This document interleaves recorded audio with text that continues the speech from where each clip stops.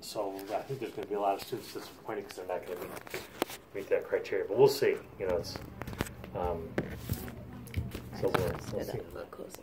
Sure. But at least from my standpoint, because I used to live in Johnson, so they gave us that extra credit. So for the first year, I essentially had like 16 credits per semester, so I technically had 32. There you go. So I was fine for freshman year. And for this year, even if you didn't have them, you could do them in the summer. True. To hit the 30. So. Right. But a lot of students don't. You know, a lot of students come in, they only take 13, 14. I was surprised by that. Yeah. I'd feel like. Oh. Or they drop one, or withdraw from one. Yeah. And those aren't going to count. True. So we did a little bit of analysis on that, and that's the population I think that is going to be disappointed. We don't really know the rules yet. Like, they haven't told us exactly how they're going to determine that. But it's a group that, you know, may be disappointed. So anyway, you have questions. I can just ramble on. I mean, yeah, it's just like, yeah. But I am kind of curious about what you were saying beforehand, because like, I think I actually what did. was I saying? I think I did have a question about that. Saying like, are the requirements to maintain the scholarship fair, or do you think these should be adjusted? Yeah, so you have to, your family's total income, adjusted gross income, right, needs to be less than $100,000. So every year that'll be reevaluated. Yeah, they say it's going to be a little bit higher. Yeah, so for the second year, which will be 18-19, it'll be 110,000, and then for 19-20, it'll be 125,000. Right. So that's how that will go. Then there's going to be two other things that the students are going to have to. Well, first of all, they have to be New York State residents coming in. So like if you're from New Jersey or Pennsylvania, you're not going to get it. Right. So then you have to, once you're here, you have to continue to make progress toward completing your program. So there's going to be some GPA requirement, but it'll probably be the same GPA requirement that allows you to stay in college. That's what I was thinking, because they haven't outright said the GPA. That's what we're guessing. We don't know for sure. It would make more sense, so you would include more people. Right. Because, like, not everyone's going to make it, like, a 3.0, because, like, some classes are a little harder to maintain. So I'd feel like, the GPA to stay here is, like, a 2.0? Yeah. So my guess is that's what it's going to be. Then the other thing is you have to have these 30 credits per year. Now, one thing we don't, so we know it has to be 30 credits per year for every year you've been in college. What we don't know is how, like, credits you came in from high school would count. So is it a cumulative, like before you're a junior you have to have completed 60? Right. Or is it really 30 per year? We're thinking it's 30 per year. So you'd be good. Yeah, like so you're good. I even brought but a lot of our students would be good. So. Because a lot of students brought credits from high school and said, yeah, I don't have to take 15. I don't have to take 16. So not every student, but a lot did. So if you're eligible because of your family's income and you've had the 30, you are that student that's in the sweet spot. You're going to benefit from this. Right. Now, when they say 80% of New York families are going to benefit, not true. That's a really high number. It's I don't a high think number. That's so you're not a marketing major, but I'm sure you get it. Yeah. You know, they're trying to make it sound better than it is. A little bit, yeah. And then you said earlier, you know, you'd think they'd want more students included. Actually, the reality is, between you and me, they don't want more students included. Because the program, if they really wanted to fund everybody, would have cost $1 billion. Right. They've asked for $160 million. So they have to disqualify students. Well, that's just me. Oh, okay. So they have to disqualify students to get down to the budget. Otherwise, they have to find some other way. Well, hence to divvy the income bracket. The income bracket with 30 credit hours. Yeah. The GPA. You know, and then it's a public and not benefiting private schools. Right. So there's a lot of, and as you grow older, you'll see there's a lot of bull crap in the world, especially around politics. Yeah. You know, it doesn't matter if they're Republican or Democrat; they're all full of bull. So, but it's a good program. There's a lot of our students who are going to get a really good deal. Mm-hmm. There's a lot of students who will get, over 4 years, $22,000 that they wouldn't have got otherwise. Yeah, that's fantastic. So if you're a student who meets the income criteria, and you're willing to work hard, you're going to be golden. If you meet the income criteria, but then you're going to be lazy, you might have some trouble. It's not going to work out for you. Just like anything in life. So for a lot of students, this is going to be a really good deal. I was mostly thinking in terms of, because I remember when I applied here that the tuition and everything else, like room and board, was going to stay a flat rate all 4 years. Right.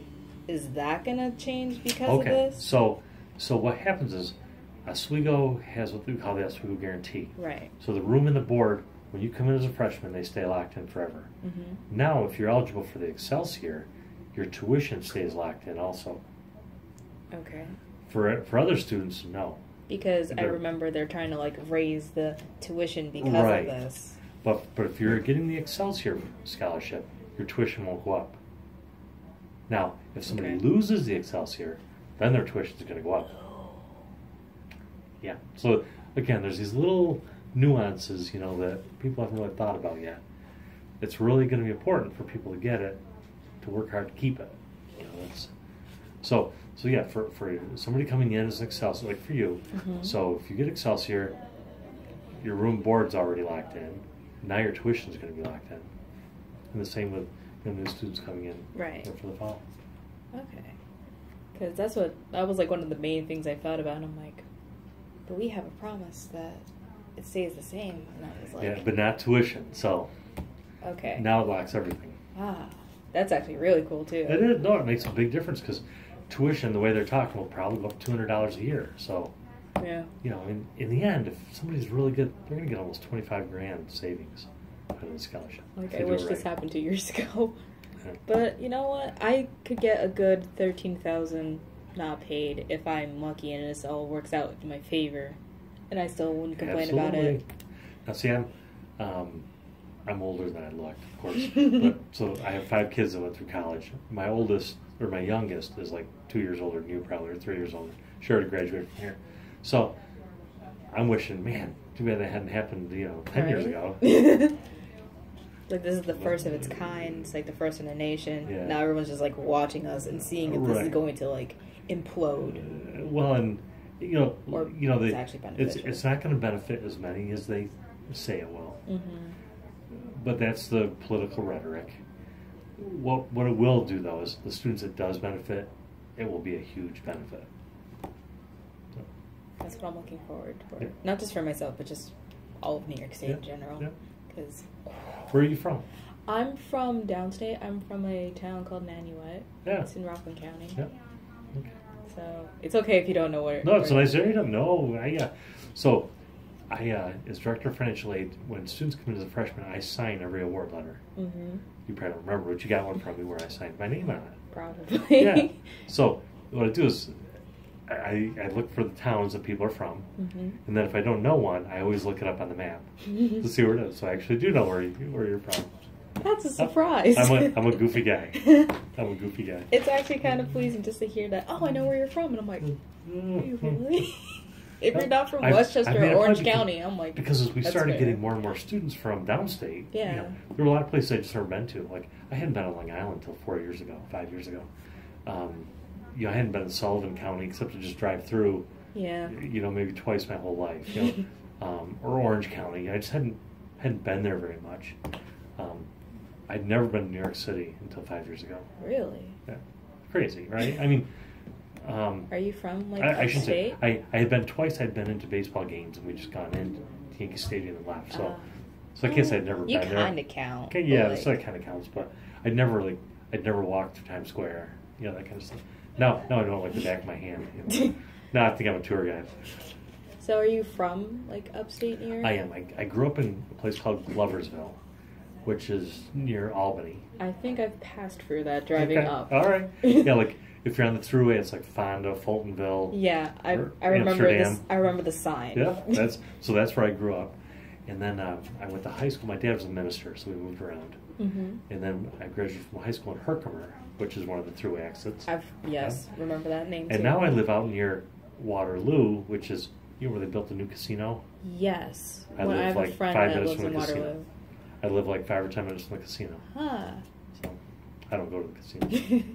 I'm slowly learning more about Yeah. Central New York because, like, I have never been up more than Orange County before Yeah. I went up here. So I was just See, like, this that's- is a new world.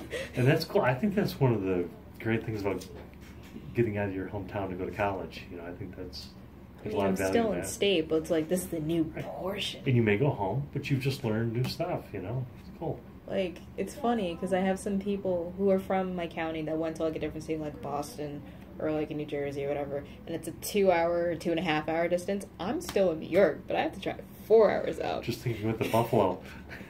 I have a friend that's going to Buffalo too, and I'm just like, It's a that's cruise. so far. It's a cruise. I'm like, I'm still in. You probably don't state. get home that How- often. No, I don't. My mom doesn't like it. It's just like, I miss you, and I'm like, it's a far journey to get down. It is. If it was like a 2-hour, maybe, like No, 2 hours it's max. something you can do in a day, but it's a stretch. Yeah, it's a lot. If you do that in a day, you're not going to have a whole lot of fun in between. Not really. No. It's like I can't do a day trip. It has to be an extended weekend if I have to go back home. Right. And that doesn't always happen here, but like, I can take what I can get. Or I just skip class and be like, oh well. Skip class. Well, No, I that's never did that. preposterous. No. I'm a good college student. I go to classes all the time. I'm punctual. No, I'm not. I'm not always punctual. I think you were today. Yes. Yeah. Yes. I mean, I was afraid I was going to be a little late because I was trying to peer in your door and I'm like, is he here? I don't know. Here. And then I just like stepped and I'm like, oh, okay, good. I would have stayed there for like 5 more minutes if I didn't peer. That's just me being a little paranoid. Yeah. It's all right. Sorry. Work. I do have some more questions. Here we go. Do you think that this was a smart decision on New York State's behalf to make this for SUNY and CUNY colleges financially? Like, As opposed to private colleges, you mean? I guess that. Yeah, and I was I- like thinking more so on the state budget because like Cuomo just released it and like how much it was going to cost, and I know it's going to Yeah. increase state taxes and everything. So I don't know if Yeah. that's like a But I think it's, financial. So again, I'm always in favor of anything that helps students pay for college. Mm-hmm. So, in my job, I'm always in favor of that. If I had a perfect world, would I do it this way? Probably not. If I was in a perfect world, would I do it just for SUNY and CUNY? Probably not. Again, I'm a SUNY employee, Right. but I like things that give you the opportunity to make the choices you want. And so, if we say this is only for SUNY, it really makes it seem like SUNY is the only option you should have. Right. And so I just don't believe in that. Because there are some excellent private colleges who can be very affordable. They can be very affordable for the right students. When my oldest son was looking for colleges, it was cheaper for him to go to a private college than it was to come to Oswego. Because he did really good in his SATs, and they were going to give him a ton of scholarship money. Oh, yeah, that makes sense. So it cost him a lot less to go there than to come here. So I just want students to have options. So, Right. But I do want them to have money. So since this helps some students, I favor it. Okay. Yeah. It makes sense, but then it's also like you're only giving more public schools like a reason, and more people would lean towards public schools Yeah. anyway because it's cheaper, and the SUNY and CUNY system is a relatively Right. cheaper option than a lot of It is. private schools, and then you're going to make it even cheaper by having it be like tuition free. So then what when I put on my public policy educator hat, one of the concerns, we'll see if this plays out, we can't take any more students here, or not very many more. We're pretty full. Yeah. So what's going to happen is, if we get more students that want to come here, we're going to become more selective about who we take. One of the things about public higher education is affordability and access. So if we start becoming too selective, our students who maybe they're capable of succeeding in college, but might get marginalized because they aren't as good as the next person in line. You know, we may select a better student than them, where in the past we might have selected them. Not just us, but community colleges. Right. So I worry a little bit about access. Because I do. That was one of the points my broadcasting professor made, like, in terms of me encouraging this, like, oh, try to do a different spin, like to ask different questions that other people may have not asked. And he was saying, like, oh, do you think this would decrease the value of college education? But then another point he rose up was like, no, but it just might make SUNY schools more selective. Right. Saying that the current acceptance rate here is like, what, 48%? Yeah, just about, yep. Yeah. So it might go down to 40. Wow. I don't know if it will, but it could. Yeah. Because you think there's more people in the pool, mm-hmm. and if we can, every college wants to get the best and the brightest. So I don't think it's going to be a huge problem because community colleges still have capacity to take more students. Right. But some students may not get their first choice that maybe did before. Yeah, that makes sense. And I don't even know if we're not going to really even have any way to determine that. It's just one of those things that might happen, but we really won't know. And if that's the case, like Oswego is not necessarily like a big school, it's like a medium-sized school. And if like this keeps going and like, oh, there needs to be more housing, I guess you would have to do more renovations. Yeah, and that could really, be a bigger quite honestly, deal. we're what we call just about our sweet spot, where based on our number of classrooms, our campus center, our residence halls, right now we have almost the perfect number of students for us.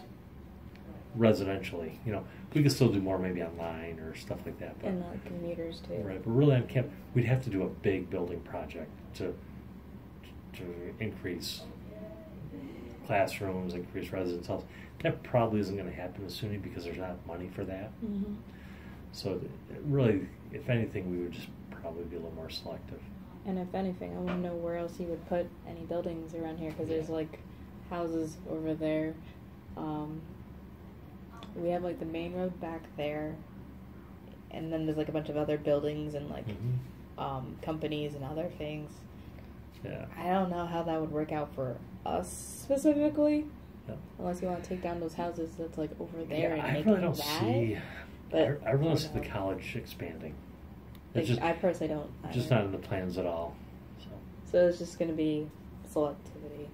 If anything, I've got a feeling after the hype of this blows over, it's not going to be a big deal at all. Not really. Because, like, I know, because I'm looking into this too for myself, sure. that the scholarship won't be available until late May because they're still making adjustments and seeing, like, what more they can improve. Yeah. Whatever else, I guess, finalize. We're just trying to figure out how the heck they're going to do it. Yeah. Believe me. Just, like, give us more time. I was in Albany last week. They were trying to figure this out, so they brought some of us in.